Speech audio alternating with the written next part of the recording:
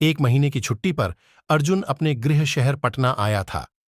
भारतीय सेना का वह एक जांबाज सिपाही था और उसकी पोस्टिंग लेह लद्दाख में थी।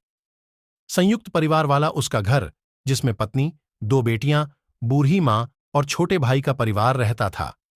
पिछले ही साल पिता की मृत्यु हो गई थी, जो अपने पीछे भरा पूरा परिवार, एक बड़ा आलीशान मकान और कुछ जमीन जायदाद छोड़कर गए थे। सभी उन्हीं के बनाए मकान में रहते थे। छोटा भाई वीरेंद्र पटना में ही एक सरकारी स्कूल का शिक्षक था और उसे एक बेटा और एक बेटी थी। विमला, अर्जुन की एक बड़ी बहन, उसका ससुराल पटना से थोड़ी ही दूरी पर स्थित था। घर आए अभी कुछ ही दिन हुए थे कि छोटे भाई ने मां के माध्यम से बंटवारे की खबर भिजवाई। पहले तो अर्जुन ने छोटे भाई को समझाने बुझाने का प्रयास किया कि अभी बंटवारा न करे, पर जब वह न माना तो कोई चारा न बचा। फिर अर्जुन भी ठहरा, हमेशा बाहर रहने वाला और बार बार घर नहीं आ सकता था। पीछे में उसके बीवी बच्चों को कोई दंश न झेलना पड़े। यह सब सोचते हुए बंटवारे के लिए तैयार हो गया। अगले ही दिन बड़ी बहन विमला और उसका पति एक वकील को लेकर घर आ पहुंचे।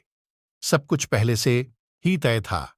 वकील ने पूरे परिवार के सामने मां के द्वारा तैयार कराया हुआ वसीयतनामा पढ़ा, जो कुछ इस प्रकार था।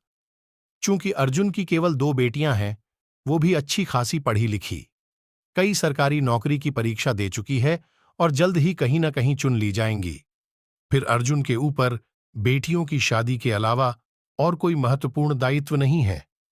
इसलिए गक्ष ली पड़ी 1000 स्क्वायर फीट की जमीन बड़े बेटे अर्जुन के नाम की जाती है। छोटे बेटे वीरेंद्र के नाम ये 1500 स्क्वायर का मकान किया जाता है।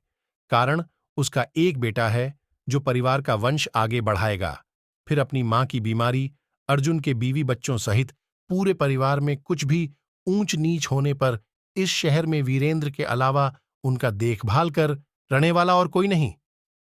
मां सुशीला देवी के नाम 500 स्क्वायर फीट की जमीन की जाती है, जिसे उन्होंने अपनी स्वेच्छा से अपने छोटे बेटे वीरेंद्र के नाम कर दिया है। इस अन्यायपूर्ण बंटवारे को सुन अर्जुन की भौवें तन गईं, पर उसकी पत्नी आशा ने अपने पति को धैर्य न खोकर शांत रहने का इशारा किया। पास बैठी अर्जुन की बड़ी बहन विमला ने उसके भीतर चल रहे द्वंद्व को भांप लिया।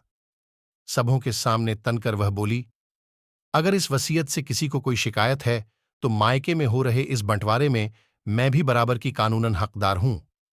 विमला की बातों पर हां में हां मिलाते हुए उसके पति ने अपने दोनों सालों वीरेंद्र और अर्जुन से उनकी राय मांगी।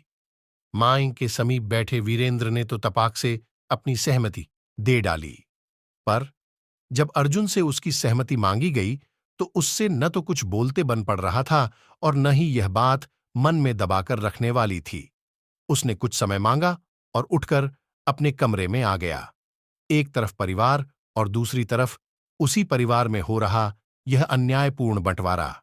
सब तो अपने थे। अर्जुन को कुछ समझ न आ रहा था कि क्या करे, क्या न करें। अगले कुछ दिनों तक अर्जुन के दिमाग में ये सारी बातें घूमती रहीं। पत्नी आशा ने कोई भी कुदम बहुत संभाल कर उठाने की सलाह दी, क्योंकि सामने अपना ही परिवार खड़ा था। अर्जुन भारी उधेड़-बुन में था। कभी तो मन करता कि इस अन्यायपूर्ण बंटवारे के खिलाफ कोर्ट की शरण में चला जाए। इसी उपापोह में छुट्टी भी खत्म होने को आई। अपनी छुट्टी कुछ दिन और बढ़ाने का फैसला कर अर्जुन ने अपने कमांडिंग अफसर को फोन लगाकर छुट्टी बढ़ाने की बात बताई।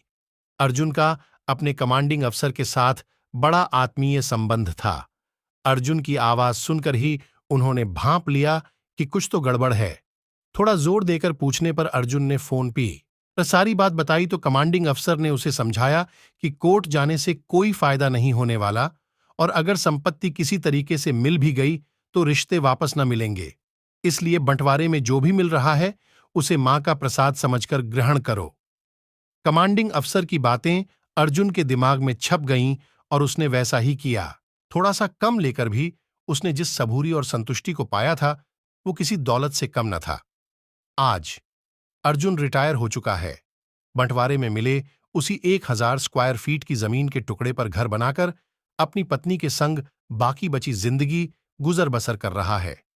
दोनों बेटियां भी सिविल सेवा पास कर बिहार कैडर की आईएएस अधिकारी हैं। छोटे भाई वीरेंद्र का बेटा विदेश में रहता है और शादी करके उसने वहीं की नागरिकता हासिल कर ली।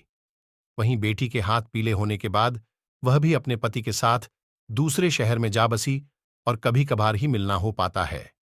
मां अब अर्जुन के ही साथ रहती है।